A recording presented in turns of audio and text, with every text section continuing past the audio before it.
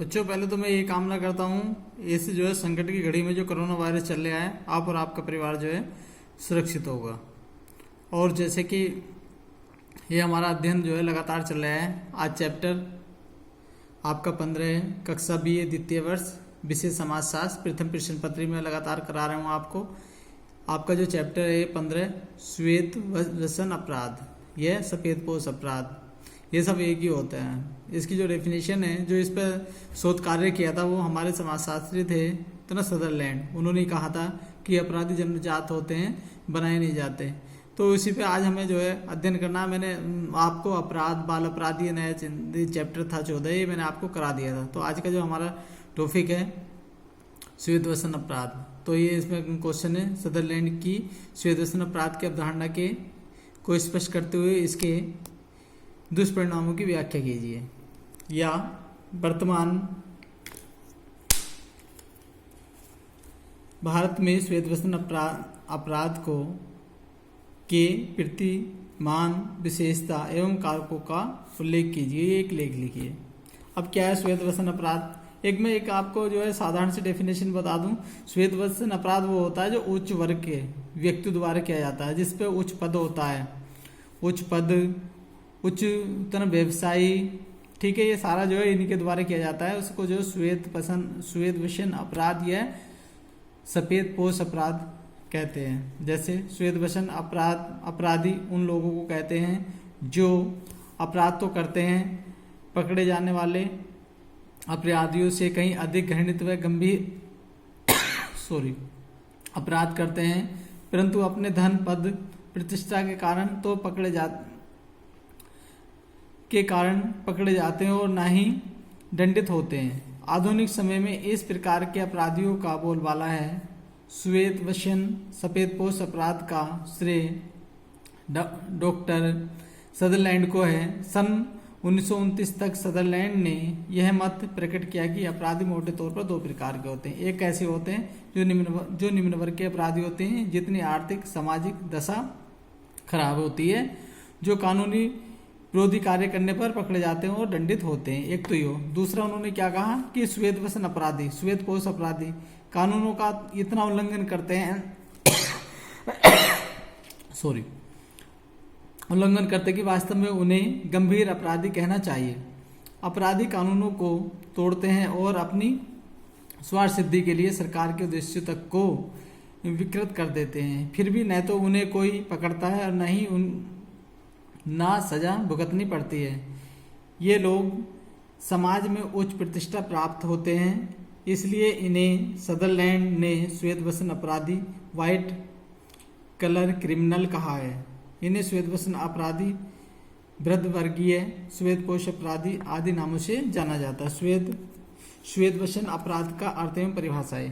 तो बच्चों मैं बता रहा हूँ बिल्कुल आपको वैसे ही कि ऐसे अपराध जो समाज के प्रतिष्ठ व उच्च समझे जाने वाले वर्गों के सदस्यों के द्वारा किया जाता है, वही जो है श्वेत व्यसन अपराध कहलाता है। जो उच्च वर्ग के होते हैं, व्यापारी हो गए उच्च वर्ग के, उद्योगपति हो गए, नेता हो गए, ये सारे क्या है श्वेत पोश अपराध में ही जो है आते हैं। श्वेत व्यसन अपराध की परिभाषा है सदरलैंड, क्योंकि सदरलैंड इस पे अध्ययन किया है, ये मुख्य हैं। इन्होंने क्या कहा, श्वेत व्यसन अपराध एक ऐसा अपराध है जो अपने व्यवसाय के दौरान प्रतिष्ठित तथा उच्च सामाजिक स्थिति वाले व्यक्ति द्वारा किया जाता है। कलिनार्ड के शब्दों में ये इन्होंने भी कहा कि श्वेत व्यसन अपराध ऊंची व्यावसायिक स्थिति के व्यक्तियों के द्वारा अपने व्यवसाय के संबंध में किया जाता है। वार्न्स तथा टीटर्स के अनुसार अपराध का उच्च संसार क्षेत्र वह क्षेत्र है जिसके अंतर्गत वह पुरुष और स्त्रियां जिनका जनता में परंपरागत आधार पर आदर किया जाता है, यह तो अपराधी कार्य में सहायकीय समर्थन करते हैं अथवा प्रत्यक्ष रूप से संलग्न होते हैं। क्या होता है, या तो वो सहायता करते हैं, ये प्रत्यक्ष रूप से ही जो अपराध में जो रहते हैं उन्हीं को जो उन्होंने सफेद पोश अपराधी कहा। श्वेत व्यसन अपराध, श्वेत पोश अपराध की विशेषताएं क्या क्या तो विशेषताएं अब सदरलैंड साहब ने इसकी जो है निम्नलिखित विशेषता बताई है। जैसे श्वेत व्यसन अपराधी उच्च और प्रतिष्ठित वर्ग का व्यक्ति होता है, नेक्स्ट, ये अपराधी अपने कार्यकाल में ही अनेक प्रकार के अपराध करते हैं। कार्यकाल क्या होता है? ये उच्च पद पर होते हैं, ठीक है, उच्च पद पर, किसी भी उच्च पद पर होंगे तो ये अपने कार्यकाल में ही जो है अपराध करते हैं। अपनी उच्च स्थिति पर होने पर श्वेतवसन अपराधी इन कानूनों को पारित होने का विरोध करते हैं। कौन से? जब व्यक्ति उच्च पद पर होगा तो उन कानूनों का पारित होने का विरोध करते हैं जिससे समाज में जो है विरोधी कार्य को, कि समाज में वो जो है अपराधी बनने से बच सके। नेक्स्ट, ये ऊपरी रूप से काफी दानी होते हैं। ऊपरी रूप से दानी होंगे, मंदिर में, मस्जिद में, आर्थ और जो है सामाजिक कार्यों में दान दे दिया। ये विभिन्न धार्मिक सामाजिक संस्थानों के संरक्षण तथा अध्यक्ष भी होते हैं। जो बहुत सारी संस्थाएं होती हैं, ट्रस्ट होते हैं, उनके अध्यक्ष ये तो संरक्षण भी होते हैं। पर क्या है? गैर कानूनी काम करते हैं, उसी को जो सफेदपोश अपराधी कहा जाता है। नेक्स्ट, सफेदपोश अपराधी कानून तोड़ने के बाद भी समाज में अपनी प्रतिष्ठा पूर्वत बनाए रखते हैं, मतलब उसमें कोई कमी नहीं आती। जो उनका मान सम्मान होता है वो वही चाहते हैं कि हमेशा समाज में बना रहे। ये नेक्स्ट, ये पूंजीवादी व्यवस्था के समर्थक होते हैं। जितने भी होंगे श्वेतपोश अपराधी सब पूंजीवादी व्यवस्था के समर्थक होंगे। ये समाज के काफी प्रभावशाली व्यक्ति होते हैं जिनके हाथों में आर्थिक, सामाजिक तथा राजनीतिक शक्तियां होती हैं। इनके हाथों में सभी शक्तियां होती हैं। और एक चीज और होती है, जो इनके परिचित होते हैं वो काफी जो है उच्च अधिकारी, उच्च पदों पर होते हैं, जिससे क्या होता है ये जो है अपने उससे बच जाते हैं। जो इन्होंने अपराध किया है, उच्च पदों पर जब इनके जानकार होंगे तो इनको जो है बचा लेते हैं। श्वेतवसन अपराध के कारण, यह सफेदपोश अपराध के कारण क्या है? भारत में जो है इस समय बढ़ रहा है, ठीक है, तो काफी कारण है। एक तो क्या होगा? लोगों की लापरवाही और अज्ञानता। लोगों की लापरवाही और अज्ञानता से क्या होता है? ये श्वेतपोश अपराध जो है बढ़ रहा है लगातार। जैसे अनेक व्यक्ति खरीदारी का उधार लेते समय रुपये से संबंधित इकरारनामा नहीं करते, क्योंकि उनका क्या है, बिना पढ़े लिखे ही जो है तो ना दस्तखत कर देते हैं। तो ये भी क्या है? सफेदपोश जो है अपराध में आता है। नेक्स्ट, लोगों का कानून से अनभिज्ञ होना। श्वेतवसन अपराध का कारण है कि लोगों की अज्ञानता का फायदा उठाकर अनैतिक व्यापारी उन्हें खूब ठगते हैं। नेक्स्ट, ठगे जाने के बाद ठगने वाले के विरुद्ध कार्रवाई न करना। सबसे मुख्य क्या होता है? एक तो ठगे गए और उसके बाद में जो है जिसने ठगा उसके बाद जो है वो उसके खिलाफ कानूनी कार्रवाई नहीं करता और वो उसका फायदा उठाकर दूसरे अन्य व्यक्तियों को भी जो है बार बार ठगता रहता है।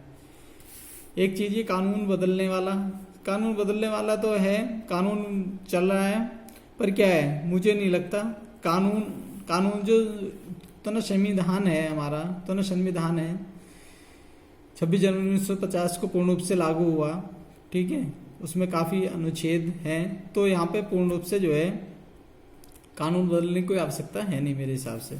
व्यापारिक नैतिकता एक क्या होती है? घर और स्कूल में जो आज ईमानदारी के विषय में शिक्षा दी जाती है उसमें कहीं भी व्यापार और वाणिज्य के संबंध में ईमानदारी का उल्लेख नहीं होता, कि हमें व्यापार ये वाणिज्य के क्षेत्र में कोई उल्लेख नहीं होता। धनी लोगों का अधिक सम्मान, वही है ना कारण कि जहाँ भी होगा धनी लोगों का अधिक सम्मान होगा। और यही क्या होता है, श्वेतवसन अपराधी भी चंदा आदि देकर अपनी चारित्रिक उदारता का प्रसार करते रहते हैं। लोगों के मन में उनके प्रति आदर का भाव उत्पन्न होता है और वह उनके विरुद्ध अपना मुंह नहीं खोलते। ये भी कारण है। धनी लोगों का अधिक सम्मान, उच्च अधिकारी व नेताओं का संयोग।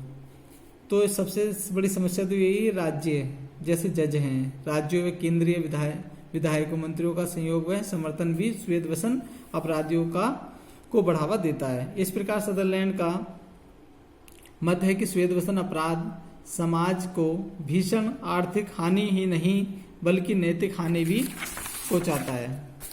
एक और है बच्चों इसमें दुष्परिणाम जो मैंने बताया था, अभिजात अपराध श्वेतवसन अपराध के दुष्परिणाम क्या क्या है। श्वेतवसन अपराध अथवा अभिजात अपराध से समाज को भीषण आर्थिक हानि ही नहीं वरन नैतिक हानि भी हुई है। तो ऐसा नहीं है कि सिर्फ जो श्वेतवसन अपराध से दोनों हुए, आर्थिक हानि भी हुई, नैतिक हानि भी हुई है। और इस हानि का प्रभाव सामाजिक जीवन पर भी अत्यधिक बुरा पड़ता है। बहुत सारे कारण हैं कि जो सामाजिक जीवन उस पर तो तुरंत प्रभाव पड़ेगा। श्वेत व्यसन अपराध युवा पीढ़ी को धीरे धीरे नैतिक स्तर से गिरा देता है, क्योंकि यह अपराध स्वयं विश्वास पर नहीं विश्वासघात पर आधारित है। इस बारे में सदरलैंड ने लिखा है, श्वेत व्यसन अपराधी विश्वासघात करते हैं और इसलिए श्वेत अविश्वास को जन्म देते हैं। इससे समाज का नैतिक स्तर गिर जाता है और सामाजिक विघटन होता है।